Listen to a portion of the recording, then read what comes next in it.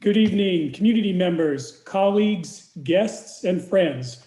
We are so honored and proud to be working with our partners in the city of Tucson and Thrive in the O5, and for Pima Community College's Workforce Development, Small Business Development Center, Employer Engagement, and Career Services to present showcasing locally owned Black businesses. But before we begin with our presentation, we want to take a moment to honor and respect that this event is being held on the ancestral lands of the Tohono O'odham and Pasquayaqui people.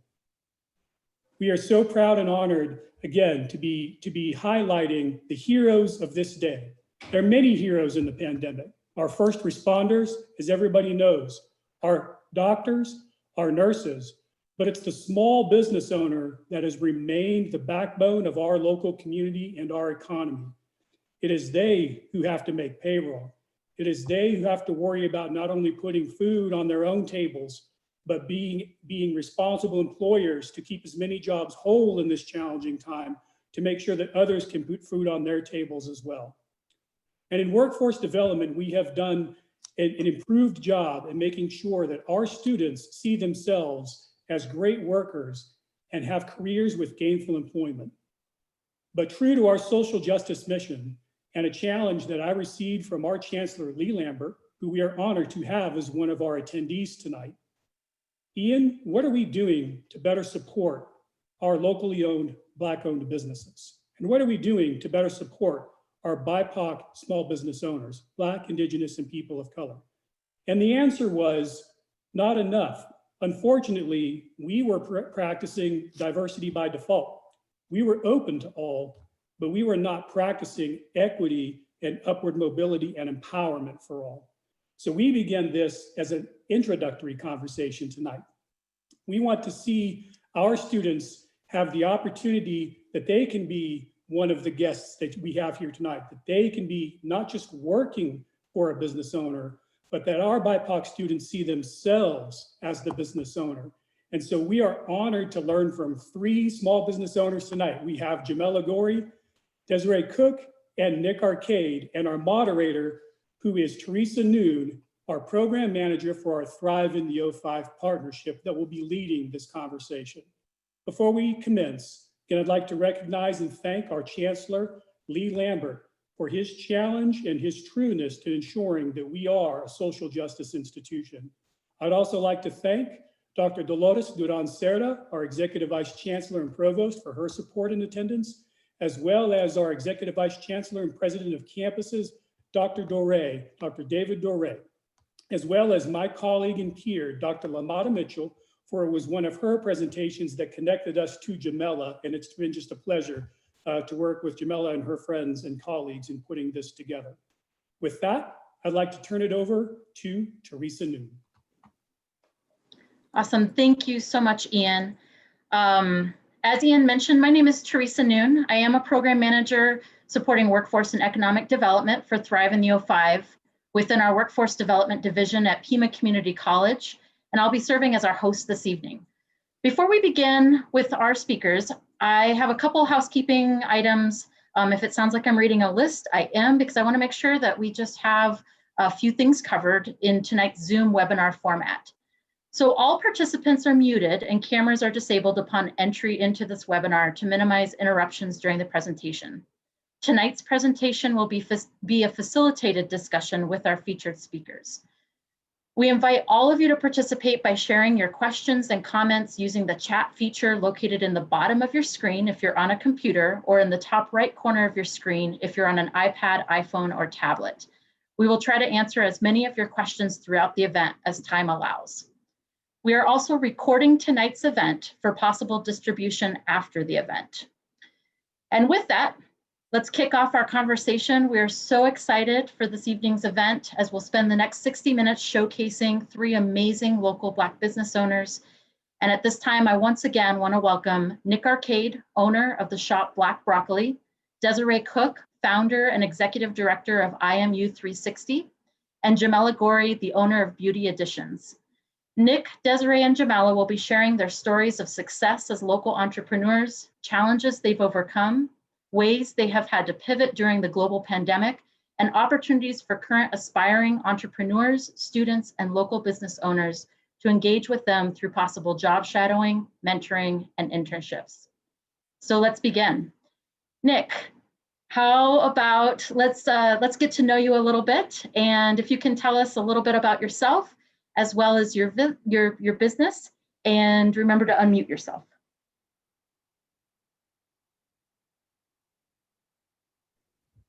All right. Can everyone hear me now? Am I Yes, good? sounds Okay, great. perfect. Hello, everyone. Good evening. My name is Nick Arcade. I'm the owner of Black Broccoli here in Tucson. We specialize in reworked vintage and vintage-inspired clothing, and also offer a small selection of art and furniture. I pretty much just create with whatever I come across that triggers inspiration or evokes any sort of response. Before opening Black Broccoli, I spent several years reselling vintage clothing online while pursuing my bachelor's degree in communication with an emphasis in media studies from Northern Illinois University. My goal with that was to end up somewhere in the film, television, and or music industry, working behind the scenes. But after I graduated, I landed an internship with a local public access television station where I received a lot of hands-on experience with filming live concerts, live broadcasts, and designing graphics for live programming. Um, after after the end of that internship, I was at a bit of a crossroads, and a conversation with my father about how he made his own clothing growing up kind of sparked the inspiration for me experimenting with clothing. And style and fashion in general have always been big interest for me, but it wasn't something that I saw as a viable career at the time. And fast forward, I just kind of dove into it head first. I started deconstructing clothing that I had in my closet and utilizing things that I thrifted to kind of rework and Frankenstein things.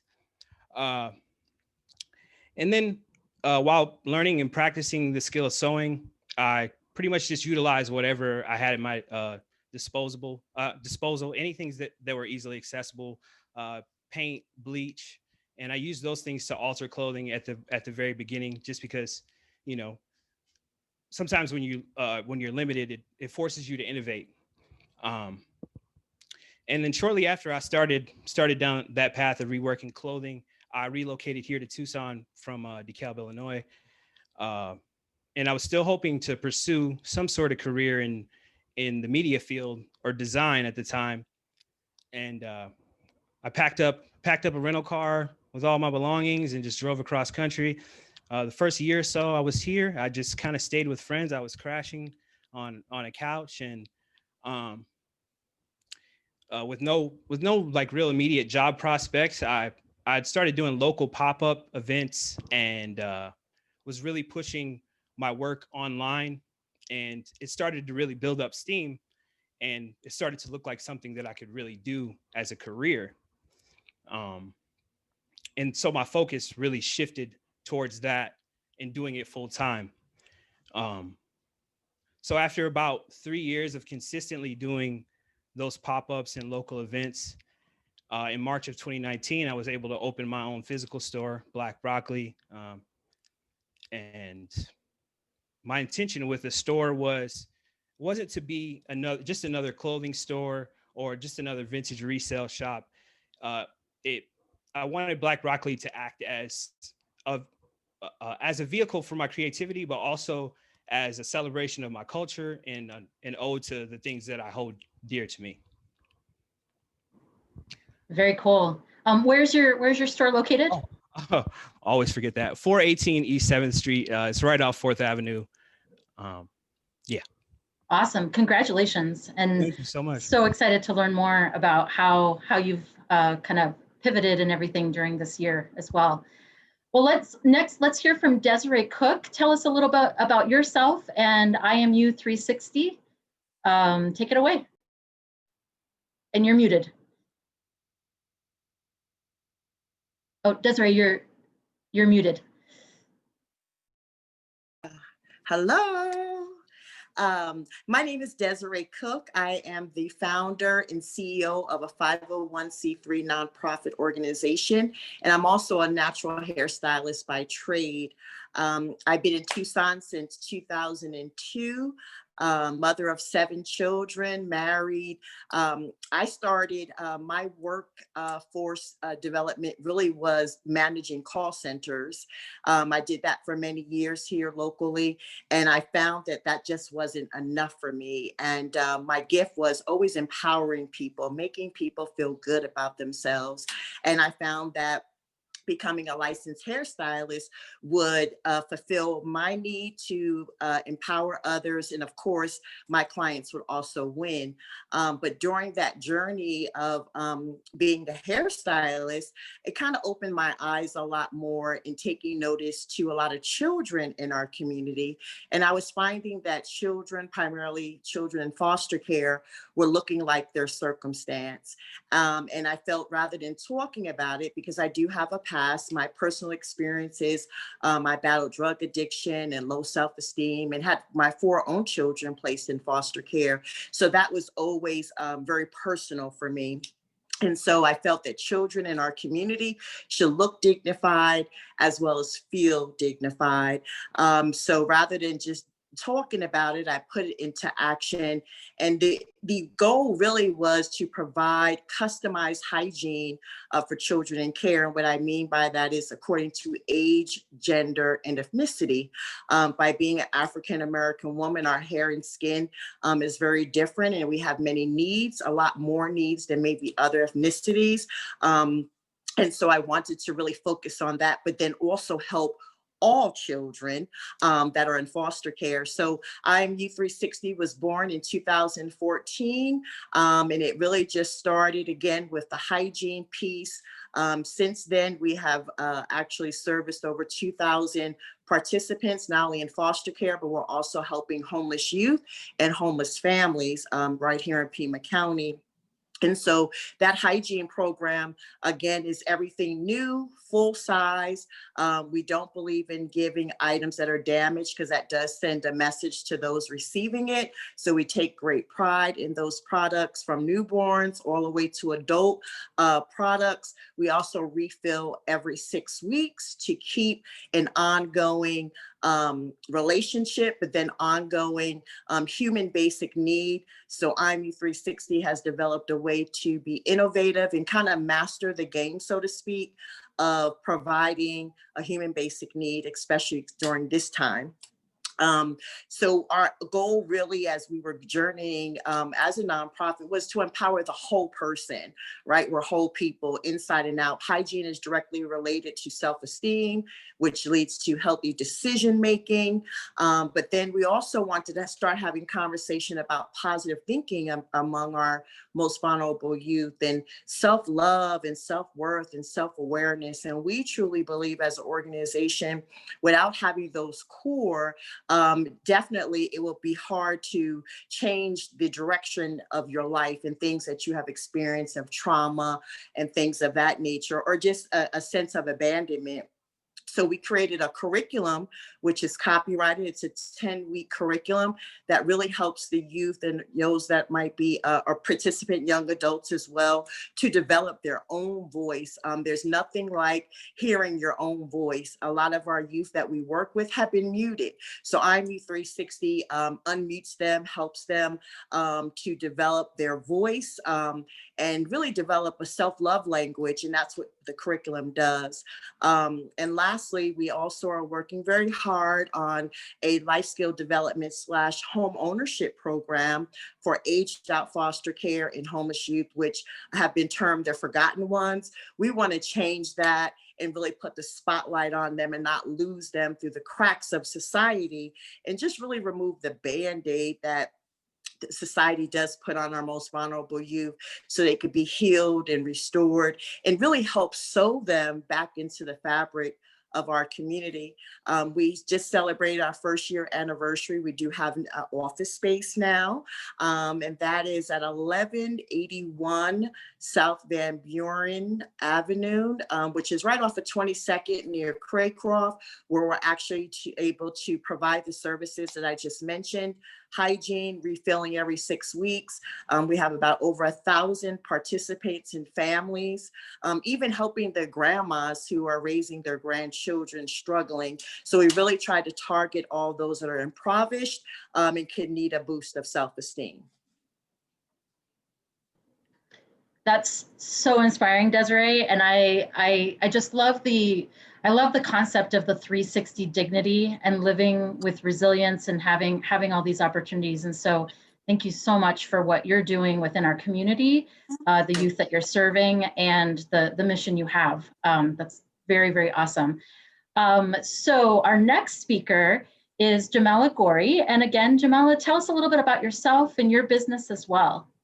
Hi, everyone. Thank you for joining us this evening. My name is Jamela Gorey. I've been married for almost 25 years. I have 5 children and 3.5 grandchildren, 1 in the oven. And I am an owner and operator of my own business for 25 years now.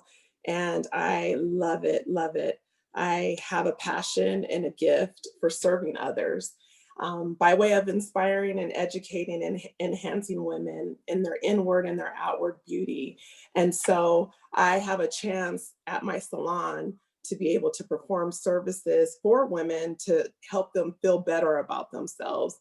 And with that, with the services that I offer are permanent makeup services for their brows, facials. I actually mentor and help women with their skin, teenagers as well. I have a young, I was able to join up with a client of mine with her youth girls ministry, and I was able to help them with their facial hygiene care. So I'm able to perform facials on them as well as giving back to the community. And I also, I'm a nail artist, and so I perform nail enhancements and pedicures. And so with that said, I love what I do. I love serving my community. I love meeting women. And like Desiree, I love empowering. I have the gift of encouragement. And I feel that women should take time out for themselves and love on themselves, as well as their inner first, but then their outer. And so I just love that God put me in the position to help enforce that and be there for women in that way. Very awesome. And I want to make a note that Jamela's inspiring spirit was the mastermind behind tonight's event as well. It's been such a pleasure to work with you to put together this event and have you invite your colleagues and friends as well. So I wanted to point that out as well. So any of you can take this next question to start with. What would you say? Let's not talk pandemic right now. Let's just talk in terms of getting established as a business owner or a nonprofit director. What would you say your greatest success has been? And what would you say your greatest challenges were to get to this point? Again, we'll talk pandemic later, but let's talk about just to get to where you are. So Jamela, would you like to start? Yes, I would say my greatest successes is when I went back to get further education, to add other services to help keep me relevant. And with this industry, you're always, it's always evolving and changing. And so for me, my great successes has been when I have went and finished ongoing training courses. And then I've been able to take that back to my clients and enhance what they're getting, and just to, keep myself fresh, my business fresh, and to, let them know that I'm providing the best and the safest service that I can for them. That has been a great success. And I would say, far as, I guess, a downfall would be in my business and during this pandemic would be, I think starting up as a business owner, you have to exercise patience, because when you're working for yourself, you have to get your name out there, you have to advertise, you have to build relationships. And so during that time, you're not making as much income, and you're pouring into your business and you're not getting out what you poured in.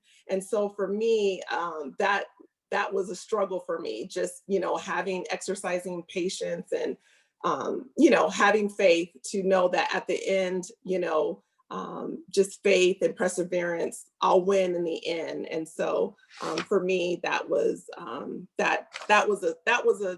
little bit of a struggle. Completely understandable. The patience game, especially as a young entrepreneur, is critical, and also kind of can take some time to really settle into that. How about Nick? What are some successes and some challenges you've experienced as getting established, and especially being relatively new to the community of Tucson? Successes, I'd say going from doing pop-up events to actually having a physical location for me has been, one of the major successes for me, because I don't have to set anything up every time. I just walk in to a store every day of stuff I made. It's a great feeling. And this year I actually was nominated for Best Clothing Store in Tucson Weekly, which was an awesome thing to have happen in my second year, especially with everything going on with the pandemic. As far as barriers and challenges, I faced a lot, some being financial, some being physical, but I'd say the main thing is that everything is rooted in is self-doubt, really, which is if it's something that you can't get a handle on, it can be really debilitating, and it can stop you from having any sort of growth or movement forward. But on the other side of self-doubt is, an opportunity for growth. And personally, I engaged in a lot of self-sabotage early on in life. And I would quit things before I even really got started, and not give myself the opportunity to figure out what's on the other side of those challenges. So, not coming from a family with that's well off, and having a safety net for anything that I'm doing is a constant challenge. But I know that when I'm reinvesting in myself, the payoff is, exponential. It's always going to be great. It's always going to be a great feeling to know that I was faced with a challenge and I was able to get past it, and I can, take these hurdles one step at a time, and, continue to progress and move forward. As a quick follow-up, do you have any sort of, especially for our young entrepreneurs and our students out there, do you have any advice when that inner critic gets pretty loud, as far as that kind of self-doubt? Oh, absolutely. Because I've let other people tell me what I can and can't do early in life, and for them to place their own insecurities and limitations on me, and I let it influence the way I feel about myself. But a key for me in winning those battles and doubting myself is actually a book that a friend recommended to me. It's called The War of Art by Stephen Pressfield. And it kind of talks about, those inner battles and those creative blocks, and being able to tune out, all of that outside noise. But I mean, just being able to have that confidence to continue to bet on yourself and keep reinvesting in your business and in yourself when the chips are down, so to speak, is so important. And I would say that, know who you are, and have faith in what you're doing, because it will pay off in the end. Awesome. Thank you, Nick. And Desiree, how about you, especially from a nonprofit perspective, some successes and some challenges that you have experienced? I would consider successes our testimonials, the impact that we've had on youth and families, their takeaways, and the value of our services that we provide. You can't put a dollar on that. It is so empowering to, hear their feedback But then I also would say being a recipient of the 2019 Torch Award by the Better Business Bureau for ethics and integrity. To be honest, that was personal for me, especially with my background and someone saying the stamp of approval for your hard work. And so I attribute that to all the behind the scenes work that came to shine brightly to be a recipient of such a prestigious award. And then I would say barriers. I agree with Nick. Sometimes that self-doubt will still creep in and kind of attack you. But at the same time, resilience and determination really is necessary. And I've had many doors, slammed in my face, so to speak, emails not returned. People downplaying the importance of hygiene. We always talk about, really as a country, housing insecurities and food insecurities, but there is such a thing as hygiene insecurity. So it was a matter of staying at the table until I could create my own table, so to speak, but keep going to those meetings and having the conversations for 6 years until, it was actually recognized as necessary. But definitely resilience and stay with it, grind, because only you will definitely have that sense of satisfaction, but other people will win because of your resilience. Excellent. I don't know if any of you have had a chance to look at the chat, but there's lots of congratulations for the awards, the building, just your business, everything that you all are doing. And I am a firm believer that this is just the beginning of some great success for all of you. We have our first question from the audience that I'm going to let any of you who want to start just jump right in. The question is, how did you raise the capital to get your business started? Or in Desiree's case, how did you raise the financial, the money to get started? So anybody who wants to jump in on that one. I like to start with really acknowledging that my nonprofit started in my living room. That's one of my favorite stories. Telling friends and family what I wanted to do. And those that did believe in me at the time, came to the house with the hygiene, and we made it happen. So it took many years. It took 5 years to actually have our own location. But we had locations with community partnerships. You'd be surprised when you reach out to like-minded individuals, corporations, or other agencies. They will actually allow you to have a space for in-kind, which is at no cost, because you are helping the community. Great, thank you. Nick or Jamela, do you have any wisdom in terms of how you raised capital? Well, I could say this. I actually, didn't get a loan or anything like that. I just, well, first of all, I made a decision. This is what I wanted to do. And so I believe when you make a decision, what you want to do, and I prayed about it and I knew this was the avenue, it just felt right. Things just come and opportunities come, like Desiree said. And so for me, I just started being active and seeking out different places that I could rent. I looked into what I needed to save up. And so I would purchase a little bit and then work with that little bit. And then when I'd make a little bit, I'd buy a little bit more. And I just kept building on what I would make. And then I just reinvested until I was able to get a good base of products and product knowledge and ongoing training. And then it actually was able to pay off for me. Great, congratulations. It's pretty similar for me. I just pretty much started off selling things out of my personal closet. I had been collecting clothing for I have no idea how long. It's out of control at this point. But and my parents would absolutely tell you I still have stuff in their basement, and they're begging me to get it out of there. But I just started from there, just selling things out of my own personal closet and then reinvesting it into what I was doing. My original intention wasn't even to have a physical store. It was to do a kind of like a mobile store, food truck idea, but just with clothes. And it ended up being a store, but just reinvesting in myself. I have a wonderful support system in my family that, my sister actually was the first person that bought me a sewing machine.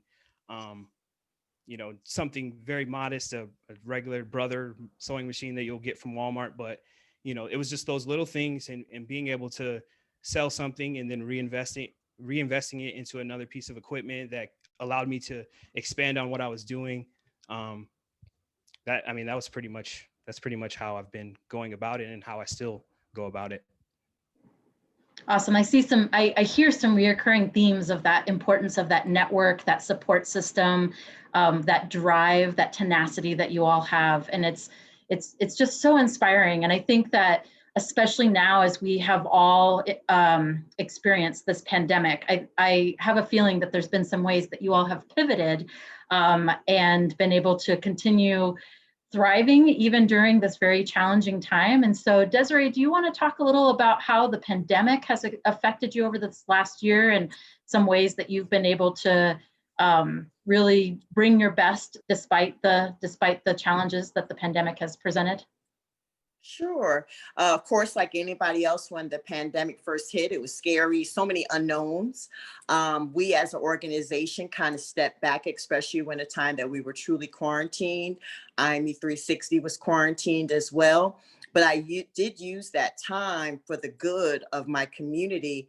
And how can we be innovative and relevant to rise to help the community, especially while hearing so many reports from the CDC about hand washing and hygiene being directly related to help fight the invisible enemy.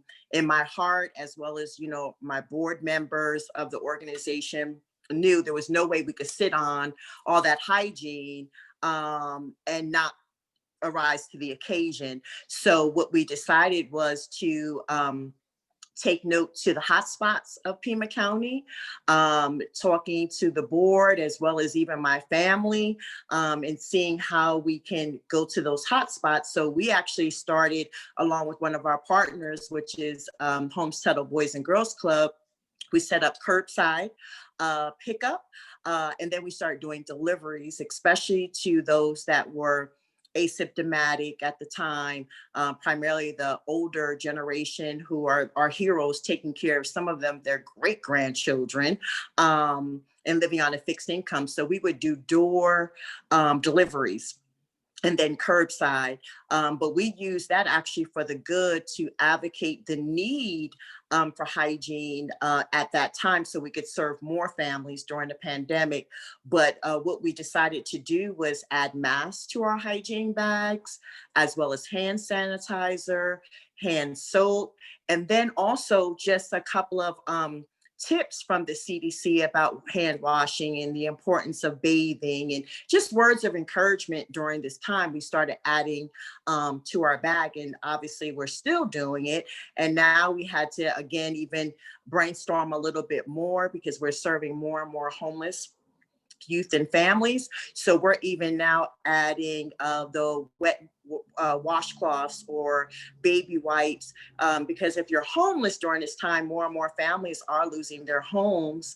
If you don't have access to water, right, and you're got a job interview, for example, well, the body wash really at that time is not even doing you any good. So we had to invest a little bit more. And again, rise to the occasion and announce to the community, look, this is what we're collecting now. If we had the funds, we go buy it, but it was necessary. These are the changes that we had to do to accommodate all those families and youth that are in need. So it just kind of added an extra spin, a lot more expense, but again, ensuring that we fill the void of hygiene insecurities during COVID-19. Yeah, and thank you for noting those most vulnerable members in our community who may not have access to a shower, a bath, a home, a safe place to bathe. And so thank you for noting the other support for that. Do you accept donations from the community for these different efforts? Absolutely. And I'm going to be Okay. very honest and transparent. The community is the one, they have been the ones keeping us alive. We've had corporations and churches and agencies host hygiene drives. People that like to coupon have just randomly showed up to our office and, had boxes and boxes of hygiene, especially with us being very, not picky, but this is how we run our program because we don't really like trial size because none of us are trial size people. We're not a half a person of a quarter person. We're whole people. So we need full size. Again, so to ensure that it lasts, hopefully for the 6 weeks when it's time for their refill. So we refill 8 times a year. And so we have ongoing relationships. We are continuing to try to build relationships with corporations where quarterly they're bringing semi trucks. That is the hope and the prayer, so that we could really serve the need, because we have 7,000 homeless youth in our backyard, so to speak, and over 3,000 in foster care. That's a 10,000 population, which could be Douglas population for the most part, of just vulnerable youth, not even to mention the families, the homeless, displaced families right now. So it's a lot, but staying, positive and always, being humble to ask for the community for what you need, because it's not IMU 360's problem, it's all of our problem. So everybody wins. When you give, you know that it's going right back out and going to impact somebody directly. Great, thank you, Desiree. And I'm going to go ahead for the audience. I'll add your website into the chat. And so if anybody wants to check out your website for more information, that's available.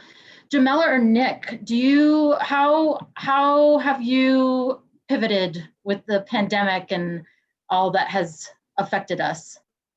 Well, for me, it was a shock because I remember the governor when he made the executive order to close all the salons. I think I was the last one salon. I mean, it was at 7 o'clock and I was locking the door at 7:01 because my income stops and then our rent on our building still continues. So I went home and had a pity party and doubted whether I picked the right career. And after about 24 hours, I said, no more. I got to figure out how to reinvent myself and I feel like there's always an opportunity in every disaster to try to, it's how you look at things. And so I said, okay, let me shift and let me see the opportunity during this time. And so what I did during that time was I took some ongoing certifications on training on PPE, just the different type of disinfectants and things of that nature to keep my clients safe from COVID-19 and other viruses. So I wanted to, my idea was, how could I separate myself during this time? How could I make my clients feel safe and I feel safe to where they want to come back?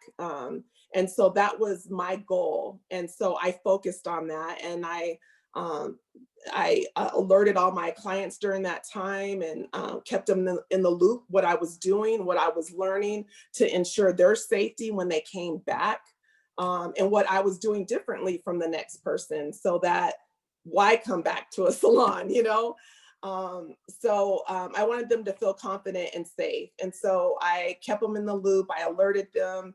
And when they came back, they saw, I also invested in PPE products, and I do extra wiping down the chair and the surfaces, and, we wear a mask and things like that. So for me, I actually found the opportunity to, I guess, upgrade my business. And now it's not only about my clients liking the services and liking me, they now know they feel safe. And they know that I'm doing what I'm supposed to be doing as far as protecting them against COVID-19. Great, congratulations on that pivot, and also that forming that trust within the community is critical, and so that's fantastic. Nick, how about you? For me, it was also a shock because coming into the year, I had been building a lot of momentum from the holidays, and people were just finding out about my store. I just hit a year in March of this year. So for everything to shut down when it did, it forced me to really look at the things that I wasn't doing well as a business owner, and what I didn't have at the time. I didn't have a website with everything that was in the store on it. I just kind of was selling a little bit of everywhere, and I had some things available online, but I didn't have a catalog of everything that was in the store. So it forced me to photograph everything I possibly had in the store and make it available online for everyone, and then offer curbside pickup. And I did free local shipping. And I was, even though my store was shut down, I also started to offer shop by appointment. So, it was more of a one-on-one experience as opposed to, multiple people in the store, just to make it safer for everyone. But it really gave me the time to really streamline everything I was doing and make sure I was using my time effectively and being safe. Great job, and thank you. So let's pivot a little to, we know we have students who are listening, we know we have young entrepreneurs, and so you all have inspiring stories, and I know that you're also very eager to be able to create some pipelines for our next generation of entrepreneurs. So Jamala, let's start with you, and the question is, what types of opportunities would you like to potentially offer to a potential student out there to learn more from you? Or what would you like to make sure that this next generation of entrepreneurs learns from your wisdom? Well, first of all, I was always taught that, our gifts and our talents are not just for us and our families, me, my four, and no more, they're for other people. And so I just think that we're to do that. We're to give back. And so that's just kind of a thing that's just a normal thing for me. So I'm excited to be able to give back to the young entrepreneurs coming up. So for me, what was near and dear for me is the shadowing program. And so what I did was I was actually going to Pima. Actually, I got my associates from there, and I was getting a degree in pharmacy, and I started shadowing a friend of mine that had her own salon. And I said, hey, can I just come with you and hang out and just see what it's like to own, your own business. I didn't know really what I wanted to do, but I was intrigued with her owning her own business and their flexibility and things of that nature. And so I said, this is just something I'm going to do while I, get my degree in pharmacy. And so I ended up shadowing her, and I saw myself, in real time, she would show me, this is what I do in my books. These are the, this is the bills, this is the pros and the cons. This is, I just saw her interacting with customers, with her renters, things of that. And I was able to see myself doing that and really enjoying that. And one of the big things for me was I have the gift of service. So I was like, wow, I'm able to exercise what I'm born to do, is to serve and encourage women. So for me, that was a big thing, is the shadowing piece. And I would love for any of the students to contact me at any time and, just come and hang out with me. And, not necessarily, you don't have to get into this field, but just, owning your own business and knowing the pros and cons and the ups and downs and just, different obstacles you'll, run into. And I'm willing to just, be there for anyone that wants, to know about owning their own business, and, just be there for them in any way I can. Great, thank you. That's fantastic. And as Jamala mentioned, even if you're not interested in the beauty industry, but you are interested in owning your own business, Jamala has opportunities to shadow and learn from her as an entrepreneur. Nick, how about you? What types of opportunities would you like to share? Well, before COVID, I actually was in the planning stages of developing some workshops and some one-on-one tutorial opportunities. So that's something that I want to definitely stick to in the future. But I try to be an open book with people that come into to shop and have questions or are just curious about the process or where they should start if they want to whether it's own a business or start a clothing brand or just learn how to design from square one. I try to give them those tools that were given to me at one point. So anytime anyone has any questions or, wants to contact me directly or come into the shop and ask me about what I do, I'm absolutely open to that and would love to. Great, thank you so much. And Desiree, how about you? So for me, someone had to, well, actually a few people mentored me and helped to guide me and educate me on the nonprofit sector. So it's all about mentorship. We are, iron sharpens iron. So I'm a firm believer someone invested in me. So shadowing and coming to the office to see how our operations are ran from day to day, whether it be the hygiene, the behind the scenes, the inventory, and how we, do our inventory, and also, just the whole nonprofit world, I should say, most definitely,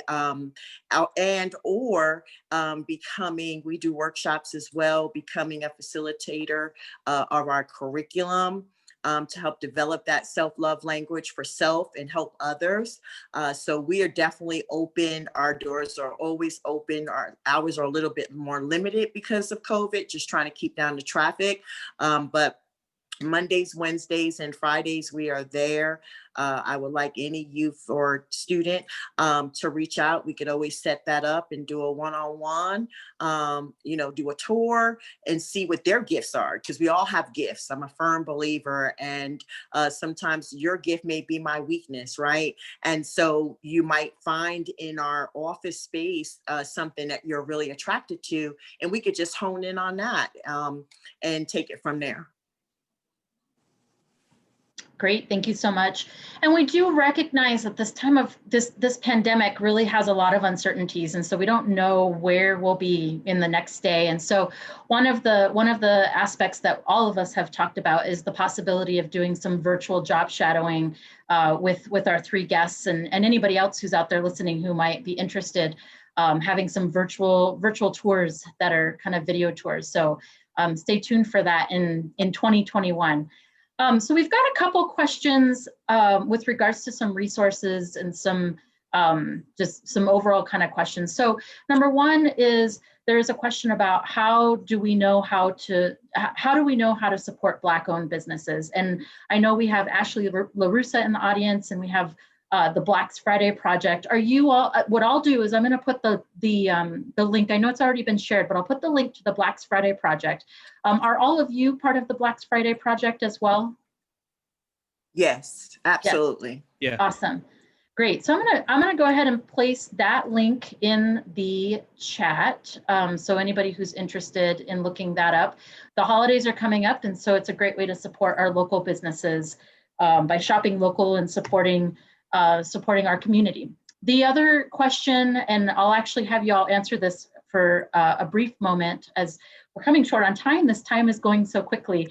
But in terms of resources to get started, there's two that I do want to mention to the audience that I know that our panelists have possibly been connected to as well. One is our City of Tucson Economic Initiatives Connect Tucson has a variety of resources and connections to the various entities that are providing different grants and loans and financial resources, as well as other technical support. So I'll add the Connect Tucson website into our chat. Another is our Small Business Development Center located at Pima Community College. Anybody who's looking to open or start their own business, that's a great resource in terms of getting started. So I'll add that to the chat as well. But I want to open it up in just a couple minutes. Are there any particular resources that you all have used in terms of business resources or tools? I know you've had a lot of fortitude and a lot of your own kind of tenacity, but are there any local organizations or any local resources that you've used to either get through the pandemic or get started that we should point people to? Anybody who has the... I'll start. One of the things that I was able to utilize was the business certificate program through the Eller College of Management at U of A. I was able to take that course in 2017, and then I was able to take it again in 2019 after I opened my business, and that actually gave me a lot of insight and a lot of perspective as far as like what I needed to do to structure my business in the proper way, and not just look at the creative aspect of owning a business and doing what I do, but look at the business aspect of it and things of that nature. So that's one of the resources that I've utilized in the community, and I'm thankful for. I'm thankful during the time I was able to utilize the SBA loan to get me through, because like I said, it wasn't just the loss of sudden income. It was the still bills and rent still continued on our building. And so I was able to use that as well for my small business. And then I like to piggyback on with Jamel, the SBA loan as well.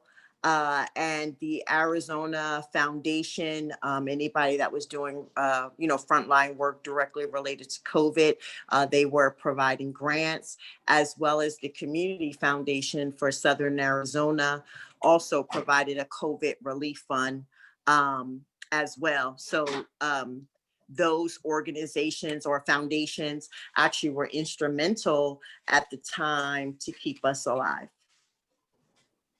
Great, thank you so much. So we've talked a lot about how you all got started. We've had a conversation about ways in which current students and upcoming entrepreneurs and business owners can connect and learn. What's next for all of you? What sorts of exciting projects do you have on the horizon that you're hoping to launch maybe into 2021 or beyond? Or any parting inspiring comments that you'd like to make for our audience today? And I'll start with Nick. Oh, you're on mute, Nick. I'm on mute. Okay. As far as the future, it's pretty uncertain, but I plan on still being down there on 4th Avenue and churning out clothes. But as far as parting notes for young entrepreneurs or anyone that wants to go into business, I just want to say that stay true to who you are and be unapologetically yourself. As an entrepreneur, you are your business in a lot of ways, and you are your brand, and you're giving a part of yourself and sometimes your whole self to the public, and that's what makes your business unique. It's what separates you from other people in your industry. And I think in this day and age, we have so much access to so much information and so many people that we watch their successes and their failures. And sometimes we want to, it's normalized to copy and to use someone as a template. And I just feel like what success looks like for me is not what it's going to look like for you. So I feel like, and vice versa. So I feel like by copying and by, following somebody else's template, you're putting a cap on your own success and growth. So I would just encourage people to find your own way and find what success looks like for you specifically. Excellent. Jamela, how about you? What's next for you? What's on the horizon? And what are your kind of parting thoughts? Yes, what's next for me? So I think in this season, I love what I do. I love the services that I offer, but again, I'm always looking at ways I could add. It's hard as an entrepreneur just to stay complacent and just kind of be even. You're always like, oh, what's next? What's the new, what's the new thing? And so I think for me, I love the medical field. My mom, she was a nurse, both my grandmothers. And so I have that nurse, like medical field part in me. And so I was like, what is the way that I could kind of, take this to that, in that direction?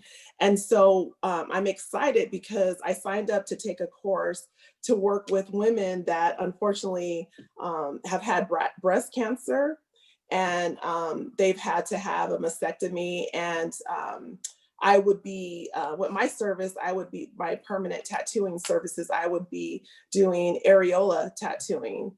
And so for me, I think I'm in a place in my life where I want to serve on a deeper level. And so I feel like I could help women that are going through such a, just a difficult time in their life, and to feel better about themselves. And it would be an avenue just to connect and build a relationship and to witness to that person as well. And it be a career for me. And then also I want to be able to offer the service for women that can't afford to get that done. And I want to be able to do that as well. And I've already started looking into some doctors here in town that, work with, of course, breast cancer, and pairing up with them in their office, and, just staying connected with them. So I'm excited about just serving on a deeper level and doing something more rewarding and more helpful to women to feel better about themselves during a difficult time. That's great. We're all excited for you. The chat is got great energy for all of you.